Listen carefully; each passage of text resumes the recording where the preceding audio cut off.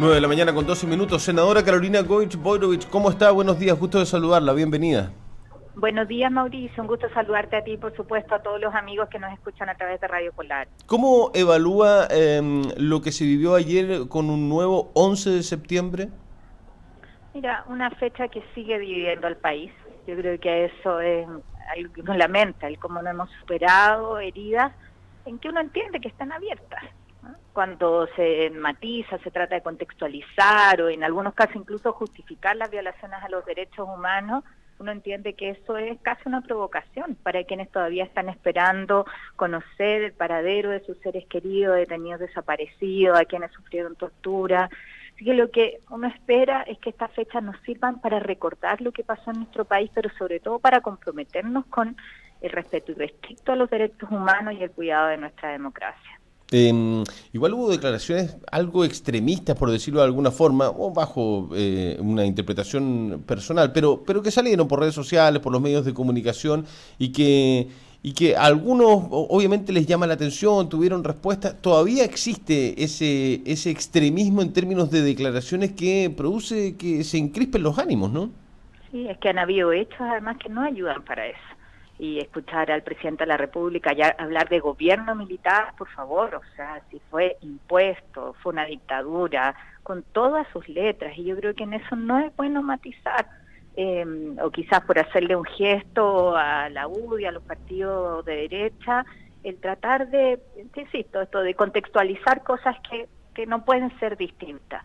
Nosotros el día 10 nos juntábamos con Carmen Frey, con el presidente de la Juventud de la Democracia Cristiana, de la Juventud del Partido Socialista, y escuchábamos el discurso del Caupolicán de Frei Montalva, que fue para el plebiscito del año 80, sí, que seguramente fue ahí cuando él firmó su sentencia de muerte, así lo reconocía su hija, porque aparecía como el líder que era capaz de articular a la oposición a la dictadura, a Pinochet. Y recordaba, Carmen, cómo llegabas a votar muy temprano y ya estaba la urna llena. O sea, claramente era una situación vulnerada absolutamente, que no daba ninguna garantía respecto de funcionamiento mínimo de procedimientos democráticos. Entonces, yo creo que no es bueno hoy día, cuando ya la historia se conoce, cuando sabemos la atrocidad y la brutalidad de los horrores que vivió nuestro país, no es bueno tratar de volver atrás sobre un camino difícil que vivimos como país, sino más bien el cómo a partir de eso primero se logra avanzar todavía en mucho espacio de justicia. Ahí el tema de los pactos de silencio, que no es un decir, no es solo una frase, sino que fueron pactos explícitos de personas que estaban en las Fuerzas Armadas, que dijeron esto no se va a saber, que borraron evidencia.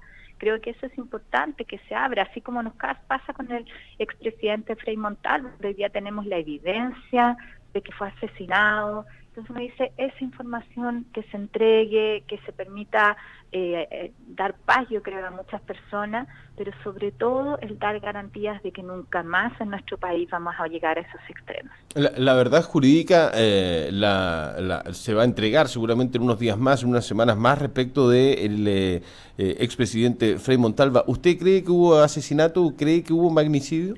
Yo estoy absolutamente convencida. Creo que además la evidencia en una investigación que fue dura, fue difícil. Mira, si a propósito del subsecretario Castillo, hoy día la gente sabe con toda la brutalidad, el trato que recibió el cuerpo del presidente Frei, o sea, una autopsia ilegal para borrar la evidencia del envenenamiento con gas mostaza. Hoy día yo creo que es sano para el país saber lo que pasó, pero también es tremendamente duro porque hablamos del asesinato de un expresidente de la República, además concertado para sacar de escena, como te digo, a quién podía ser el que liderara la oposición y un camino de la transición democrática probablemente antes de lo que efectivamente tuvimos en nuestro país. Vamos tocando otros temas, porque en los últimos días se ha hablado de una nueva reforma, ahora la previsional, que se está suponiendo por parte del oficialismo un 5% de aumento en la cotización previsional, pero también se habla de una creación de un pilar de ahorro colectivo, pero el gobierno dejaría fuera de la reforma el seguro de dependencia, lo cual quedaría en manos del Ministerio de Desarrollo Social. Todavía no hay claridad absoluta en términos de cómo sería esta reforma, pero usted también la ha condicionado. ¿Cuál es su evaluación respecto de esta propuesta que va a hacer el gobierno para reforma previsional? Bueno, primero, Mauricio, tú lo dices bien, no conocemos con certeza la propuesta, entonces es difícil pronunciarse sobre algo donde uno todavía no sabe por qué se va a jugar el gobierno. Pareciera que por más de lo mismo, porque el 4% que están planteando adicional vaya a las AFP. Sí. Y ahí hay un punto que para nosotros es muy nítido, muy claro, no queremos más de lo mismo. O sea, todos sabemos, primero desde la deslegitimidad que tiene el sistema de AFP para las personas, para los pensionados, para los cotizantes, hasta la necesidad de efectivamente generar un sistema más equilibrado, y nosotros ahí lo que planteamos es un administrador público que además nos permita solidaridad en el sistema. O sea, aquí no es solamente mi cuenta individual cuánto aumenta, sino cómo resolvemos el problema de las bajas pensiones que ya se entregan hoy día.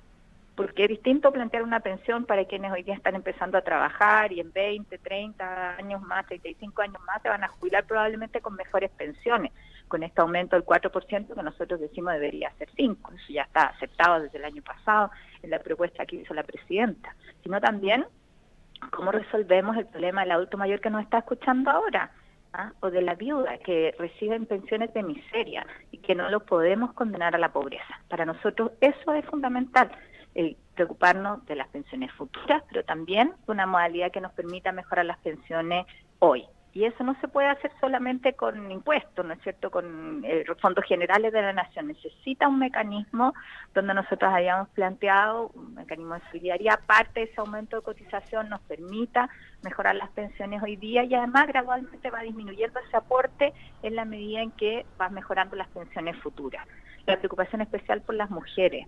O sea, cuando uno revisa lo bajo que es lo que tú recibes cuando estás activo respecto de tu pensión, en el caso de las mujeres es la mitad de los hombres. O sea, si un hombre recibe 30 o 40% en el mejor de los escenarios, si ganaba 100 va a recibir 40. En el caso de una mujer eso es 20. O sea, allí hay un tema que tiene que ver con el castigo a la maternidad, con mayores lagunas previsionales, con sueldos que son más bajos para las mujeres, que también se tiene que abordar, y eso requiere de solidaridad dentro del sistema.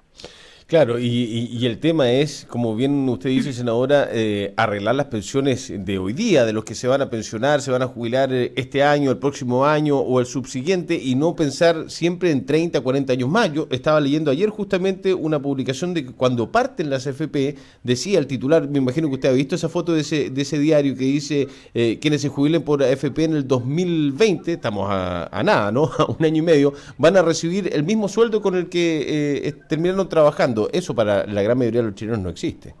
Claro, se esperaban tasas de reemplazo como en países más desarrollados que son del 70%, que es la relación, como yo te decía, entre lo que ganas como activo y lo que ganas después cuando te pensionas.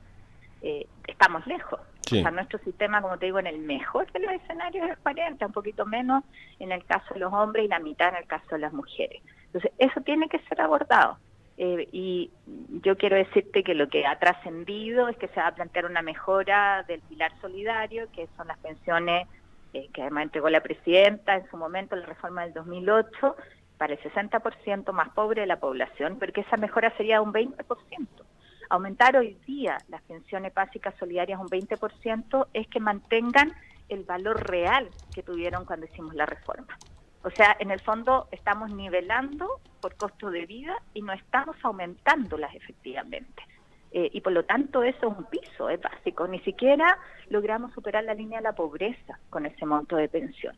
Y por lo tanto esto requiere un esfuerzo adicional. Por eso nosotros decimos bajar de 5 a 4 no tiene mucho sentido. Cuando sabemos que tenemos que aumentar la tasa de cotización, eso ya se planteó de cargo del empleador y el 5% no generó el reclamo de nadie el año pasado. Por lo tanto, eso es piso y probablemente en algunos años más se va a tener que seguir revisando un aumento. porque además vivimos mucho más, Mauricio, es distinto Sí. antes cuando teníamos esperanza de vida de 70, 75 años, y ya hablamos de 90, 95 Sí. años. O sea, una mujer cuando se pensiona a los 60 le quedan 30 años por delante. Entonces hay un tema real de cómo se generan más recursos para las pensiones. Senadora, la voy a llevar a un tema de las libretas de ahorro y préstamo. No sé si ha tenido información o ha visto noticias relacionadas con una persona que encontró una libreta, pero cuando sale esa noticia uno se pone a investigar. Tenemos muchas preguntas y llamados acá a la radio respecto de este tema, porque hay gente que ha encontrado las libretas de sus padres, libretas de su madre, de ahorros de estas asociaciones de ahorro y préstamo que después se construyeron en solamente una y que el año 90 fueron liquidadas y que Hacienda tenía que hacer un informe para que lo firmara el presidente y devolver estos recursos.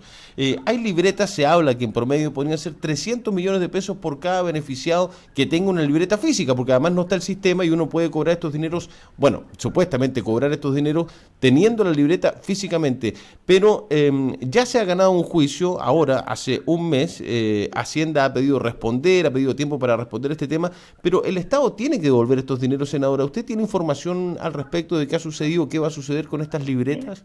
Yo comparto el criterio que tú planteas, o sea, que los recursos son de las personas, son de las familias, y por lo tanto, hoy día en la era tecnológica no puede pasar porque tú tengas la libreta físicamente cuando esos recursos están depositados, están en una cuenta.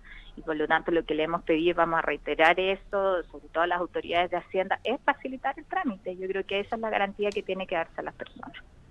Perfecto. Lo último, senadora, se juntó con el director de FONASA, porque hubo ahí una polémica hace algunos días, se están tratando de asegurar o hablar respecto de asegurar los recursos para el tratamiento del cáncer, que requieren medicamentos de altísimo costo, usted lo sabe, lo hemos hablado tantas veces acá. Tengo entendido que tuvo una reunión muy positiva con el director de FONASA. Sí, una buena reunión el día lunes, donde además se zanja esto, se crea el convenio oncológico para fármacos que no están en el auge ni en la ley Ricardo Soto, que eso es lo que nos permitía este fondo, por eso es tan importante. Sí. Tratamientos que las personas no tenían que costearlos individualmente, personalmente, y estamos hablando de millones de pesos. Y la buena noticia es que respecto a los 150 millones que había el año pasado, hoy día aumentamos a 258 millones de pesos más o menos, que quedan en un convenio titulado Convenio Oncológico, y por lo tanto ya no hay riesgo de que sean destinados a otras cosas, a otros medicamentos o a otras necesidades dentro del hospital. Creo que es una muy buena noticia para las familias, para la agrupación también, hay que felicitar a todos los que han estado trabajando y apoyando a los familiares, y sobre todo a la unidad de oncología del Hospital Regional, que había hecho, yo creo, casi maravillas con este financiamiento, gestionándolo con los laboratorios, haciendo negociaciones especiales para hacerlo rendir. Pero zanjada la polémica, me entregó además el director de FONASA el oficio donde se decreta este fondo y se establece este convenio que llega para quedarse. Eso es lo importante. ¿Estuvo en Buenos Aires, senadora? Estuve en Buenos Aires, ahí tuvimos reunión del Parlamento Latinoamericano, de la Comisión de Trabajo, donde me corresponde ir como presidenta de la Comisión de Trabajo del Senado, abordando un tema, Mauricio, que después tenemos que conversar más largo, que es el futuro del trabajo, el cómo vamos a enfrentar nosotros esto de la robotización. Se nos viene pesado ese tema. Sí.